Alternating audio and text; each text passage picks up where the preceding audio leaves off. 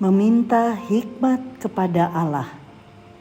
Tetapi apabila di antara kamu ada yang kekurangan hikmat, hendaklah ia memintakannya kepada Allah yang memberikan kepada semua orang dengan murah hati dan tidak membangkit-bangkit, maka hal itu akan diberikan kepadanya. Yakobus 1 ayat 5. Sahabat Iktus, setiap orang pernah tiba di persimpangan hidup, memilih, menimbang, dan takut salah melangkah. Pengetahuan dapat memberi informasi, pengalaman dapat memberi pertimbangan, tetapi hikmat menolong kita melihat kehendak Allah di tengah pergumulan. Yakobus mengarahkan orang percaya untuk tidak berjalan sendiri.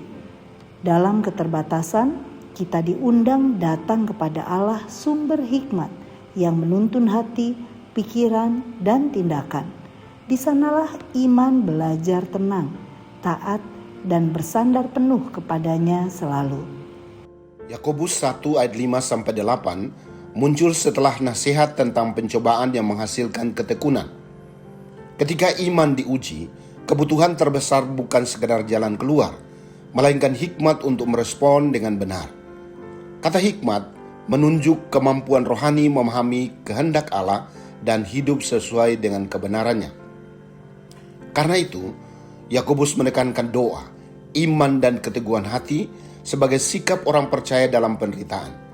Hikmat membuat ujian menjadi ruang pembentukan, bukan tempat keputusasaan bagi jiwa yang lelah. Pertama, meminta hikmat kepada Allah yang murah hati. Yakobus berkata, jika di antara kamu ada yang kekurangan hikmat, hendaklah ia meminta kepada Allah. Allah memberi dengan murah hati dan tidak membangkit-bangkitkan kekurangan kita.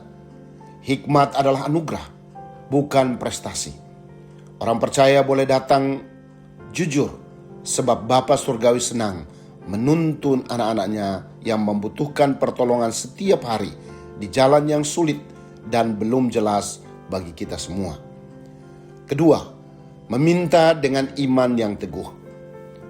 Permintaan harus disertai iman, ayat 6. Iman bukan keyakinan kosong, melainkan kepercayaan teguh kepada karakter Allah, baik, berkuasa, dan setia. Orang yang ragu digambarkan seperti gelombang laut, mudah diombang-ambingkan angin. Hikmat diterima oleh hati yang berserah, bukan hati yang terus mencurigai kebaikan Tuhan. Tuhan tahu, Tuhan sanggup, dan Tuhan memimpin langkahku hari ini dengan kasih. Ketiga, menolak hati yang bimbang dan mendua. Ayat 7 dan 8 memperingatkan orang yang mendua hati. Ia ingin pertolongan Allah, tetapi tidak sungguh-sungguh mempercayai jalan Allah. Yakobus menyebutnya tidak tenang dalam seluruh hidupnya. Kebimbangan di sini bukan pergumulan jujur, melainkan hati bercabang yang menolak bersandar penuh. Allah memanggil umatnya kepada kesatuan hati, sebab hikmat tumbuh dalam ketaatan yang utuh. Hati yang satu arah akan lebih peka mendengar suara Tuhan.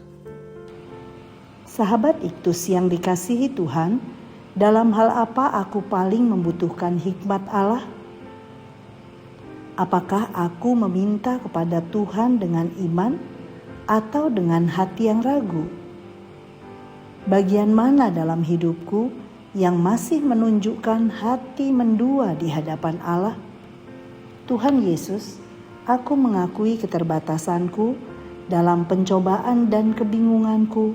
Aku membutuhkan hikmat-Mu. Ajarlah aku datang dengan rendah hati dan percaya pada kemurahan-Mu. Teguhkanlah imanku agar tidak mengikuti ketakutan, tetapi taat pada kehendak-Mu. Pimpin pikiranku, jaga perkataanku, dan arahkan langkahku agar hidupku memuliakan Engkau. Amin. Mintalah hikmat, lalu melangkahlah dengan iman. Kristuslah